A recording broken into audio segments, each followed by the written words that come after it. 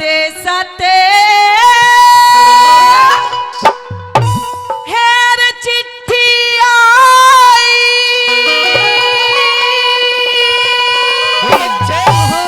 हेर परदेसाते चिट्ठी आई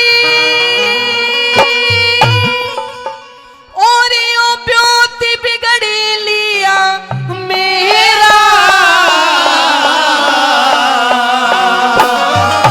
के परदेसाते चिट्ठी आई और यो ब्योत बिगड़ लिया मेरा। और नू कहने लगी रानी के और किसे का दोष नहीं सने लड़ाई का फेरा और किसे का दोष नहीं सरे लड़ाई का फेरा।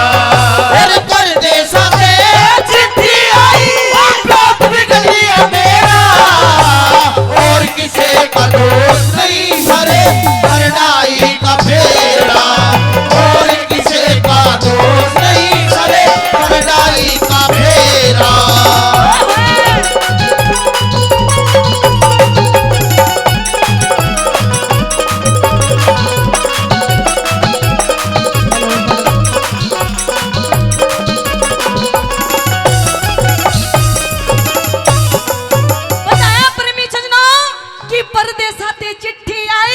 और यो दोस्त बिगड़ लिया मेरा कि परदेसाते चिट्ठी आई दोस्त बिगड़ लिया मेरा और किसी का दोस्त नहीं सब करना ही का बेरा। प्रेमी सजनों पहली बात के माध्यम से कैसे वो चिट्ठी का हवाला बताने लग जाते हैं कि क्या क्या मेरा नुकसान हो लिया के बताया।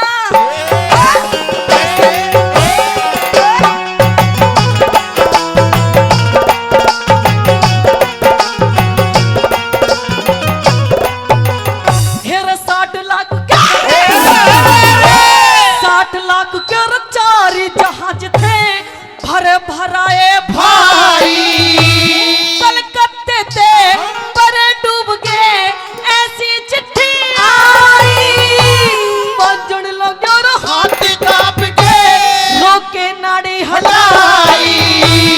मुंबई में दो कोठी थी वो कुछ ना पार बसाई सेठ के सर पे रचो कर देते सेठ के सर पे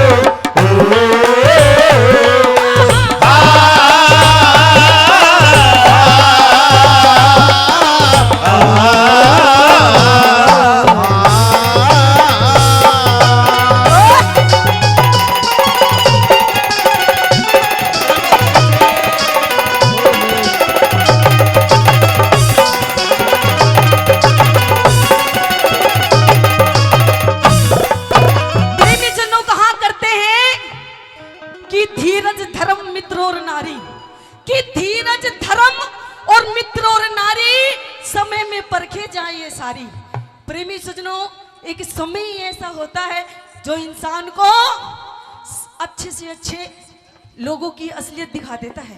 प्रेमी सजनों सेठ ताराचंद भी बहुत दान पुण्य किया करते थे, बहुत ज्यादा हद से ज्यादा लोगों का प्यार मिलता था उनको, लेकिन प्रेमी सजनों समय ऐसा आ गया कि सब कुछ बर्बाद हो गया। इसलिए कहते हैं इंसान को कभी दान पुण्य करना बंद नहीं करना चाहिए, धर्म के कार्य करते रहना चाहिए। कैसे क्या बताए दूसरी बात के माध्यम से।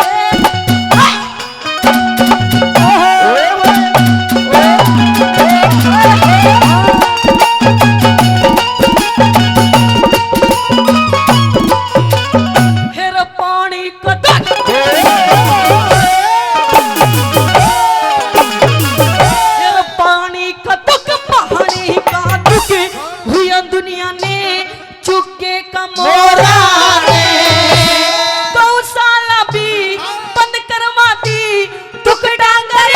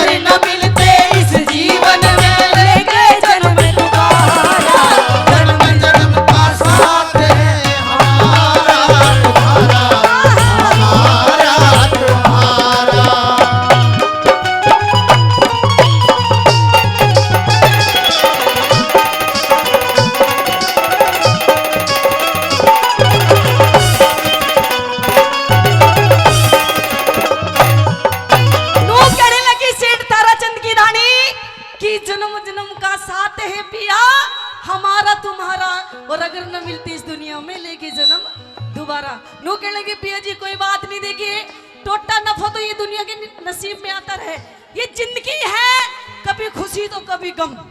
लेकिन प्रेमी सज्जन नू कहने लगे सेठ ताराचंद ना रानी, इब तो कति हद कर दी, कोई भी काम मैं करूं वो पूरा नहीं होता, पहले ही कुछ ना कुछ उसमें अड़चन आ जाती है।